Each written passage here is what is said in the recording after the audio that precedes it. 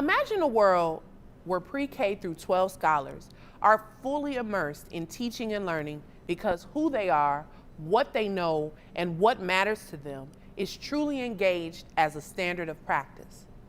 Imagine a world where scholars understand their role in education to be facilitators, partners, knowledge bearers, and curriculum designers. A world where teachers and students have interchangeable identities and are partners in all things pertaining to curriculum and instruction. A world where those previously known as passive learners are esteemed as scholars charged with creation and distribution of knowledge. A world where cultural responsiveness is a way of being and regarded as best practice. For many, this world of education that I'm defining is but a fantasy, but I know this type of education to be a reality. I have personally experienced and witnessed the beautiful manifestations of culturally responsive pedagogy as a high school social studies teacher, and I want to share what I know with you. You see, it was a gloomy April day in 2018 when Chris walked into my advising office at the U of M and brought the son with him. Prior to Chris arriving, I had received a call from the front desk letting me know that a student insisted on meeting with me, but that I didn't have to take the unscheduled meeting. I stepped out of my office and saw a familiar and smiling face that I would never turn away. So I immediately waved him down and said, "Come on in, have a seat." Before sitting down, he said to me in excitement, "Miss Bell, I have to talk to you about something, and it's really important." So I stared at him, letting him know that he had my undivided attention. What he told me next would change the way I viewed culturally responsive teaching forever. Chris went on to tell me that he had thought long and hard about his proposed major in business and that he had changed his mind and wanted to become a social studies teacher. He told me that he wanted to give back to our home community of North Minneapolis as an educator, just as I had. He told me that he had watched me carefully since his freshman year and that I had exceeded all of his negative perceptions of teachers and the teaching profession. He told me that in my classes, he developed a love for social studies, specifically history and sociology, and that he planned to declare a major in history and a minor in global studies.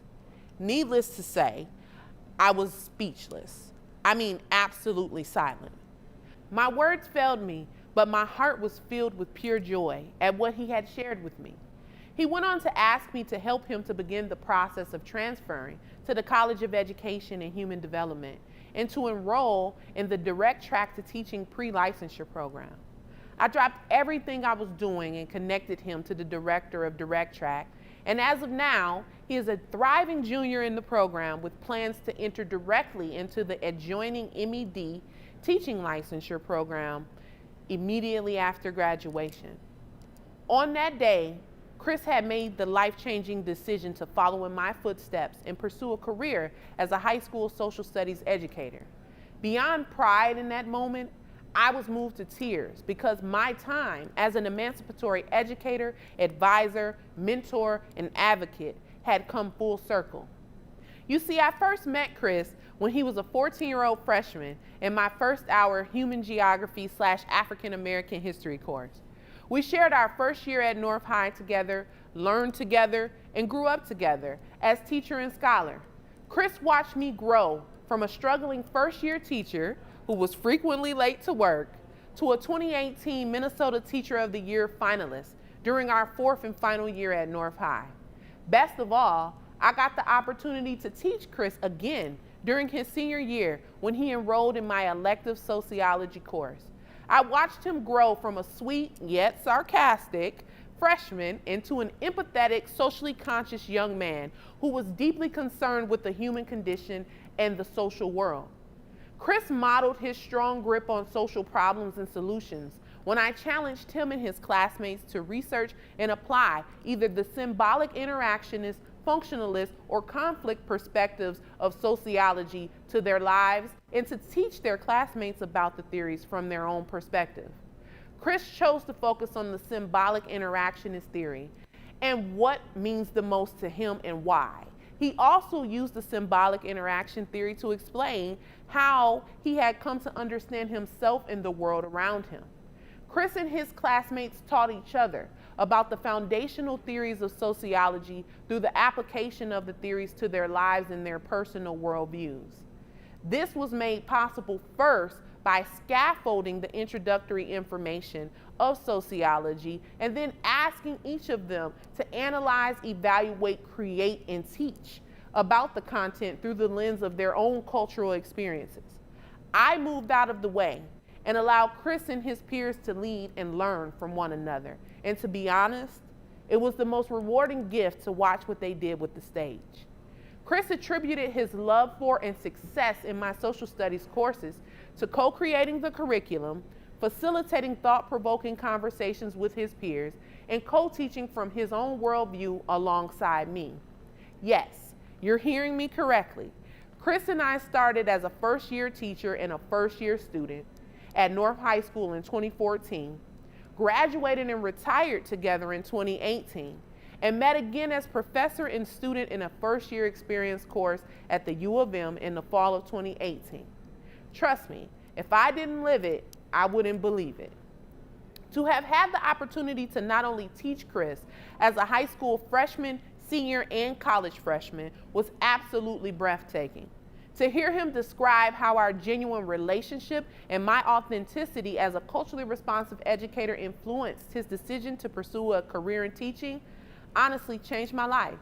It was in that moment that I recognized the emancipatory power of culturally responsive pedagogy. I watched Chris rise above epistemological injustice over a 4-year period and was blessed enough to see him run freely toward a career in a field that I hold dear.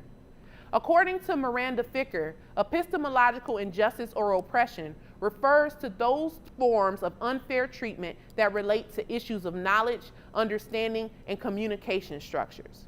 These include a wide range of topics concerning wrongful treatment and unjust structures of meaning-making and knowledge-producing practices, such as exclusion and silencing, invisibility, inaudibility, distorted presence or representation, having one's meanings or contributions systemically distorted, misheard, or misrepresented. In classrooms across America, young scholars like Chris experience epistemic injustice or knowledge oppression on a daily basis. It shows up in the form of silenced student voices, lacking or misrepresented depictions of self in course textbooks, disacknowledgement of the cultural experiences and contributions of marginalized peoples, and through the complete erasure of multicultural histories and narratives in course curriculums. Many educators find themselves on the distributing end of epistemic injustice without a clue of how to change and revolutionize their practice. Many find themselves in search of a manual on cultural relevance and student engagement. But what if I told you that epistemic injustice is a social issue with deep emotional, educational, and moral implications? The late Reverend Dr. Martin Luther King Jr. said, "I am convinced that men hate each other because they fear each other. They fear each other because they don't know each other. And they don't know each other because they don't communicate with each other. And they don't communicate with each other because they are separated from each other." I offer that epistemological injustice is the manifestation of the unknowingness and lack of communication that Dr. King spoke of in his Nobel Peace Prize speech. It is impossible to learn from or teach those who you do not know. Quite frankly, one cannot learn from or teach those who they hate, fear, or spend no time with. Many of you probably agree with me, but the question is, what will we do to start conversations, pass the mic, and share the stage with students in classrooms? The answer lies in 2 words: cultural responsiveness. For many, these 2 words trigger the paralysis of fear. Many ponder, how am I supposed to know and understand the cultural and lived experiences and preferences of each student that I teach? Answered simply, you can't. No matter how well-traveled one may be or how many international souvenirs one collects, it is impossible to be an expert on the cultural experiences of others. Feel free to take that weight off your shoulders. Now that we've established that cultural omniscience is not realistic, let's focus on what is possible. Every person, whether educator, scholar, parent, or administrator, has the ability to connect with others through communication. Don't believe me? Listen to this. If I were to inform you that I just became engaged to be married, what would be the first question you'd ask me? I'm thinking that you asked me, who popped the question or who's the lucky guy, right? Well, that's because in the case of marriage, it's understood that engagement takes two. However, when engagement of students by teachers is discussed, scholars are expected to engage without the big question being asked of them. What's the big question, you ask? Well, there are several questions actually, with the main ones being, who are you? What matters to you? Where are you from? How does what we're learning connect to your lived experiences? How can we be partners in your education? When these sorts of questions are asked of scholars, authentic engagement is inevitable. Cultural responsiveness is spearheaded by asking genuine questions, listening intently, sharing openly, and responding accordingly. The culturally responsive educator sparks conversations with scholars by genuinely inquiring about who they are, what's important to them, what's important for them, and how this all connects to what they're learning. The mic is then passed to the scholar for their voice to be heard loud and clear and to be listened to. More important than the act of asking and listening is the response of educators to the vital information that has been shared with them. Making the call, starting the conversation, listening, sharing, and responding are the 5 key essentials of culturally responsive practice. Best of all, everyone has the ability to do these things. You learn from Chris's story the impact that culturally responsive pedagogy and a scholar-led classroom can have on the lives of learners. And its influence doesn't stop there. In a 2016 study conducted by Bird, 92% of the 315 6th through 12th grade students surveyed indicated that they were more engaged in learning when their teacher used real-life examples and tried to connect lessons to their interests and lived experiences. The numbers truly do speak for themselves, and so do the scholars in classrooms across the United States. I'm sure you probably think that this is the part of my talk where I give you a 10-point list on how to be a culturally responsive educator. Well, I'm sorry to disappoint, but that will not be happening here today. Why not?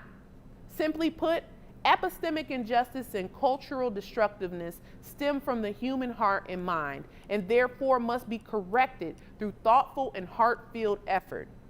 Genuinely seeking to know, understand, learn from, and collaborate with scholars in their educational journeys takes effort of the heart and mind. I believe that if you shift the mind and heart, that the practice will surely follow. I believe that everyone has the capacity to be culturally responsive, and the only prerequisite is to acknowledge your humanity and the humanity of others. The war against epistemic injustice can be won, one battle at a time, by making cultural responsiveness a way of life. Start the conversation, pass the mic, and share the stage with scholars you serve. I promise you won't regret it.